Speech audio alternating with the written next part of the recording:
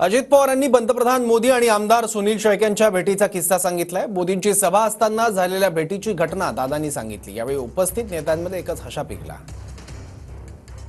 नको केलं तुझी तर बार ह्याची तर ओळख मी डायरेक्ट हा काय झाला बाहेर थांबला। मोदी साहेबांची आमच्या इथं सभा, सगळे आमदार आतमध्ये आणि ह्याला आतच कोणी घेईना।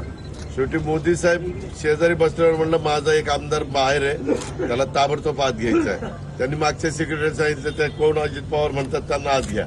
मग आत येऊन त्याची सेपरेट ओळख करून दिली। तोच फोटो त्यांनी सगळीकडे चालवला, कारण भाजप टोटली विरोधात आणि आम्हाला म्हणायचं माझं सीट गेलंय। आणि वोटिंगच्या दिवशी म्हणला मी 1 लाखाने निवडून येणार। अरे म्हणलं काय रे तू सीट गेलाय काय सांगतो, कितीने आला?